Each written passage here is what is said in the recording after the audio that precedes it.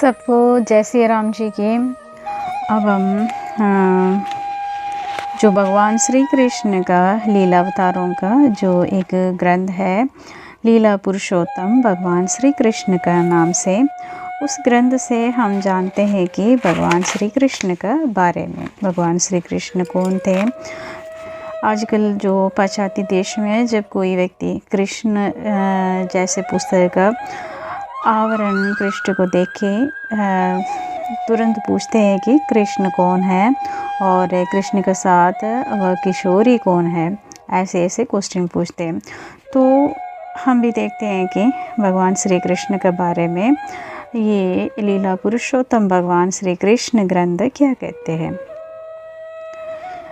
तो इसका तत्काल उत्तर है कि श्री कृष्ण परम भगवान है। वह कैसे अब पूछेंगे, तो इसलिए कि वे परमेश्वर के वर्णनों से पूरी तरह मेल खाते हैं।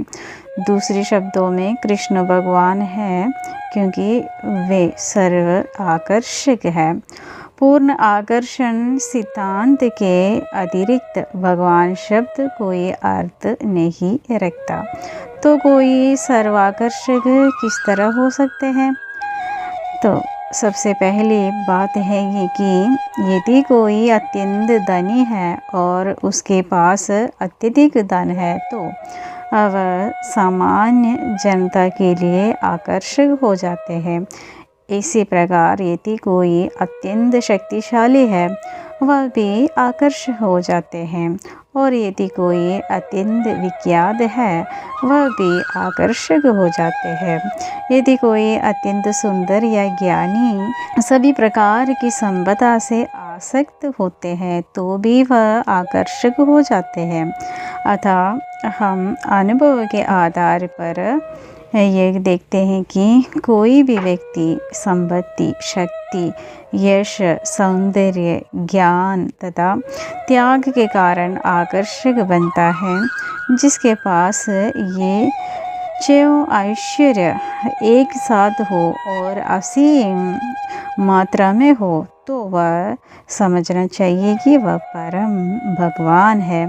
भगवान के ये ऐश्वर्य परम वेदाचार्य पराशर मुनि द्वारा वर्णित किए गए हैं।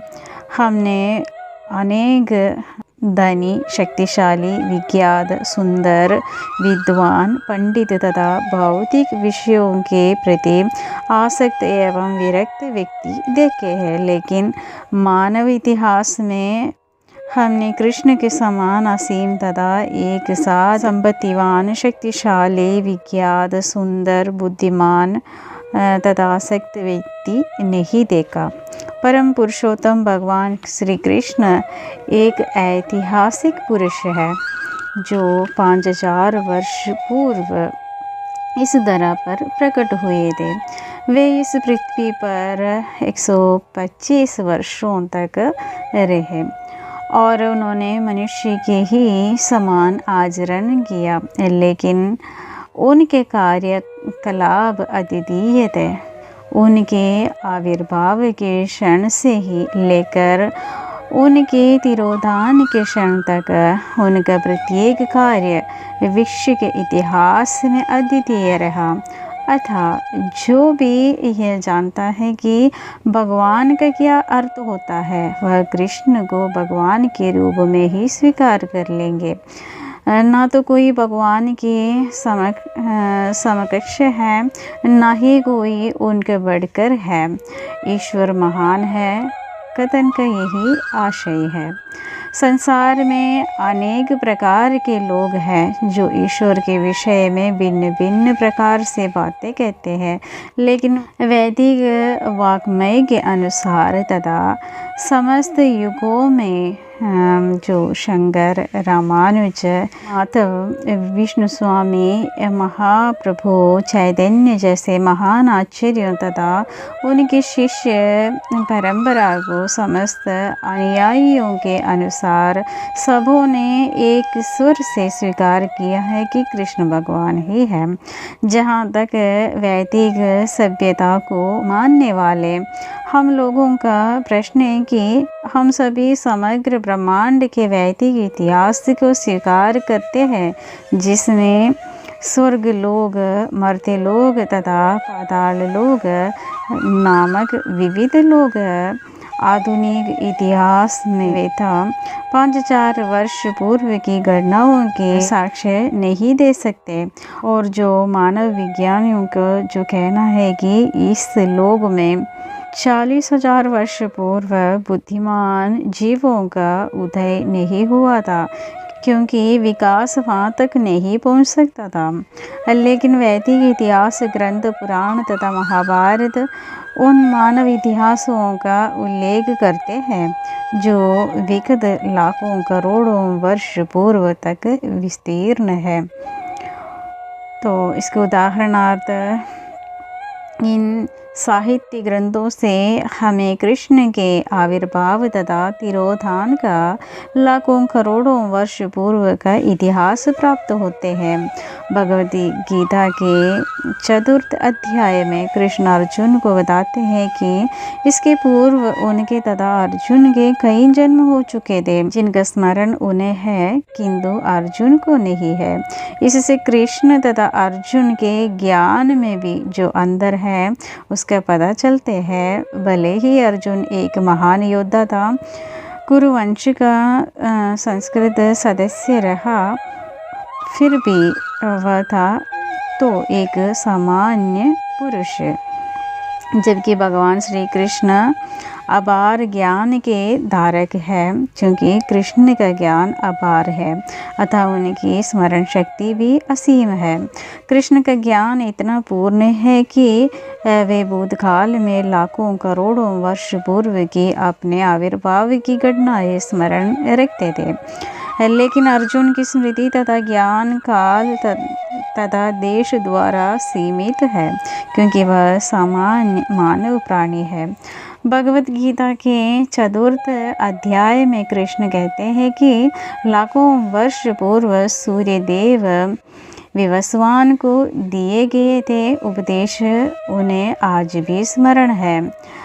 आजकल ये फैशन बन के हैं कि नास्तिक श्रेणी के जो लोग हैं कुछ योग विधियों के द्वारा ईश्वर बनने का प्रयत्न करते हैं।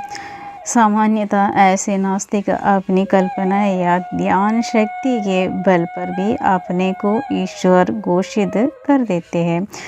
कृष्ण इस प्रकार के ईश्वर नहीं थे। वे ना तो ध्यान की कोई योग विधि का निर्माण करके ईश्वर बनते हैं, ना ही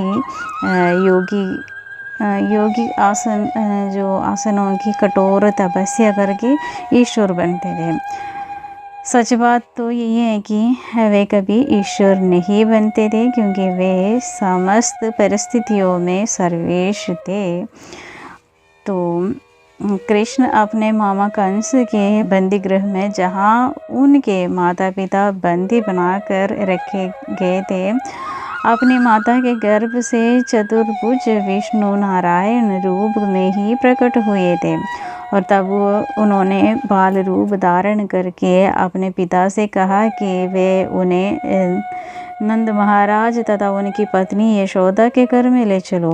अभी कृष्ण छोटे से बालक ही थे कि विकराल राक्षसी और असुरुणी पूतना ने ही उन्होंने मारने को चाहा, लेकिन उन्होंने उनका ही स्तनपान करते हुए उनका प्राणांत कर दिया था। यही अंदर है कि वास्तविक सर्वेश्वर तथा योगी का जो शाला द्वारा निर्मित ईश्वर में। तो कृष्ण को कभी भी योग क्रिया का जो अभ्यास करने का अवसर प्राप्त नहीं हुआ, फिर भी वे पद पद में अपने शिशुकाल से ही, बाल्यकाल में ही, फिर बाल्यकाल से किशोरावस्था में और किशोरावस्था से तरुणावस्था में अपने आप को ही भगवान के रूप में प्रदर्शित करते रहे। लीला पुरुषोत्तम भगवान श्री कृष्ण नामक ये पुस्तक में जो मनुष्य रूप में उनके समस्त कार्यकलापों का वर्णन किया गया है। तो कृष्ण सदैव मनुष्य की भांति आचरण करते थे, किंतु वे सदैव भगवान की ही पहचान बनाए रखते थे। चूँकि कृष्ण सर्वाकर्षक है, अतः मनुष्य को चाहिए कि वह अपनी सारी इच्छाएं कृष्ण पर केंद्रित करे। भगवद गीता में कहते हैं कि हर व्यक्ति अपने शरीर का स्वामी है, लेकिन कृष्ण जो प्रत्येक हृदय में उपस्थित परमात्मा है, परम स्वामी है और प्रत्येक शरीर के स्वामी है। अतः यदि हम अपने सारे प्रेम को एकमात्र कृष्ण पर ही केंद्रित करें, कोई वृक्ष की जड़ों की सींचता है तो वह शाखाओं को और पत्तियों को तथा पुष्पों को स्वतः सींचते रहते हैं। जब कोई मुंह के द्वारा उदर में भोजन पहुंचा देते हैं तो वह शरीर के विभिन्न भागों की पुष्टि करता रहते हैं। तो परमेश्वर में ध्यान केंद्रित करते और केंद्रित करने और उन्हें ही अपना प्रेम प्रदान करने की ही कला कृष्ण भावनामृत कहते हैं। हमने कृष्ण भावनामृत आंदोलन का सूत्रपात इसलिए किया है कि प्रत्येक व्यक्ति कृष्ण के प्रति अपने प्रेम को अर्पित करके अन्यों से प्रेम करने की अपनी इच्छा की पूर्ति कर सकते हैं। सारा जगत दूसरों के प्रति प्रेम की सुप्त मनोवृत्ति की तुष्टि के लिए अत्यधिक उत्सुक है, लेकिन समाजवाद, साम्यवाद, बंधुत्ववाद, मानवतावाद, राष्ट्रवाद तथा विश्व शांति और संपन्नता के लिए जो कुछ भी निर्मित किया जा सकता है, उन विविध विधियों के आविष्कार सारे के सारे व्यर्थ तथा निराशाजनक है, क्योंकि हम कृष्ण को प्रेम करने की कला से अनजान है। लोगों की सामान्य धारणा है कि नैतिक सिद्धांतों तथा धार्मिक अनुष्ठानों को संपन्न करके सुखी बना जा सकता है। कुछ लोग सोच सकते हैं कि आर्थिक विकास के द्वारा सुख प्राप्त किया जा सकता है, और कुछ लोग ऐसे हैं कि जो सोचते हैं कि इंद्रिय वृत्ति के द्वारा ही वे सुखी हो सकता है। लेकिन सत्य तो यही है कि केवल कृष्ण से प्रेम करके ही लोग सुखी हो सकते हैं। श्री कृष्ण मनुष्य से प्रेम भावों का विनिमय विभिन्न संबंधों के रूपों में करते हैं, जिन्हें रस कहा जाता है। मूलतः 12 प्रकार के प्रेम संबंध हैं।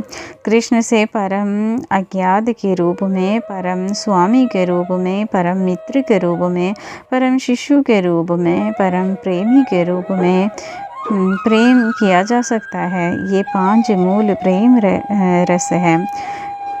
कृष्ण से जो 7 परोक्ष संबंधों में भी प्रेम किया जा सकता है, जो इन 5 मूल संबंधों से भिन्न है।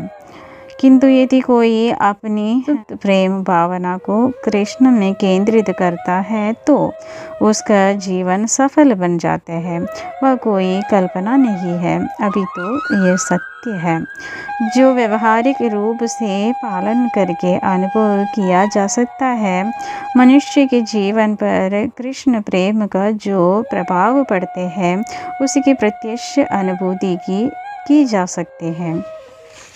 भगवद गीता के 9वें अध्याय में इस कृष्ण भावनामृत विज्ञान को समस्त विद्याओं का राजा, राज विद्या, समस्त गुह्यों का राजा और दिव्य अनुभूति का परम विज्ञान कहा गया है। फिर भी हम इस कृष्ण भावनामृत विज्ञान के परिणामों का जो प्रत्यक्ष अनुभव कर सकते हैं, क्योंकि इसका अभ्यास अत्यंत सुगम एवं अत्यंत आनंददायक है। हम कृष्ण भावनामृत का जितने भी अंश संपन्न कर सकेंगे, वह हमारे जीवन की शाश्वत निधि बन जाएंगे, क्योंकि यह प्रत्येक परिस्थिति में अविनाशी है। अब यह वास्तव में सिद्ध हो चुका है कि पाश्चात्य देशों के जो हताशा है तथा निराशा जो युवा पीढ़ी मात्र कृष्ण की और अपनी प्रेमासक्ति मोड़ने के परिणाम का प्रत्यक्ष अनुभव कर सकते हैं। कहा जाता है कि कोई अपने जीवन में कितना ही कठोर तप तथा यज्ञ क्यों ना करे, किंतु यदि वह कृष्ण के प्रति अपने सुप्त प्रेम को जागृत करने में सफल नहीं होता तो उसकी सारी तपस्या व्यर्थ समझी जानी चाहिए। किंतु यदि वह कृष्ण के प्रति अपने सुप्त प्रेम को जागृत कर लेते हैं तो फिर कठोर तपस्याएं करना ही व्यर्थ है। कृष्ण भावनामृत आंदोलन इस युग की पतितात्माओं के लिए चैतन्य महाप्रभु का अनुपम उपहार है। यह अत्यंत सरल विधि है जो विगत 4 वर्षों से पश्चिमी देशों में वास्तव में अपनाई जा रही है कि और इसमें कोई संदेह नहीं है कि यह आंदोलन मानव की सुप्त प्रेम भावनाओं को तुष्ट करने में समर्थ है। ये लीला पुरुषोत्तम भगवान श्री कृष्ण नामक कृति एक दूसरा उपकार है जो पाश्चात्य जगत में श्री कृष्ण भावनामृत आंदोलन की सहायता करने के लिए है। लोग अपना समय काटने तथा शक्ति का उपयोग करने के लिए नाना प्रकार की कथाएं पढ़ना चाहते हैं। इस प्रवृत्ति को कृष्ण की ओर मोड़ा जा सकता है। इसके परिणाम स्वरूप व्यष्टि तथा समष्टि रूप से आत्मा को अखंड संतोष प्राप्त होगा। भगवत गीता में कहा गया है कि यदि कृष्ण भावनामृत के मार्ग पर थोड़ा सा भी प्रयास किया जाए तो बड़े से बड़े संकट से भी बचा जा सकते हैं। ऐसे लोगों के लाखों दृष्टांत दिए जा सकते हैं तो जो कृष्ण भावनामृत में स्वल्प प्रगति करने के कारण बड़े से बड़े संकटों से दूर रहे। अतः हम प्रत्येक व्यक्ति से प्रार्थना करते हैं कि इस दिव्य साहित्य का लाभ उठाए। पाठक को अनुभव होगा कि जो जो वह क्रमशः एक एक पृष्ठ पढ़ता जाएगा त्यों त्यों उनके समक्ष कला, विज्ञान, साहित्य, दर्शन तथा धर्म की प्रबुद्ध ज्ञान राशि प्रकट होती जाएंगे और अंततः एकमात्र इसी पुस्तक को पढ़ने से ही भगवत प्रेम फलित होगा। तो भगवान श्री कृष्ण के बारे में इस ग्रंथ से, इस पुस्तक से हम विस्तार से आगे पढ़ेंगे। भगवान का क्या क्या लीला रहा, क्या क्या भगवान ने किया, ये सब कुछ विस्तार से इस पुस्तक में लिखा हुआ है। तो अभी हम इसको शुरुआत किया है तो आगे हम रोज़ इसको सुनेंगे। हर हर महादेव। सबको जय श्री राम जी की। अगर ये लीला पुरुषोत्तम भगवान श्री कृष्ण का ये पुस्तक का व्याख्यान आप लोगों को पसंद आ गया तो आगे शेयर कर लीजिएगा। अभी हम पुस्तक का शुरुआत किया है, आगे हम भगवान श्री कृष्ण के बारे में और अधिक जानने जाएंगे इस पुस्तक के द्वारा। तो जो भी सब्सक्राइब नहीं किया वो लोग भी कर लीजिएगा। सबको जय श्री राम जी की। हर हर महादेव।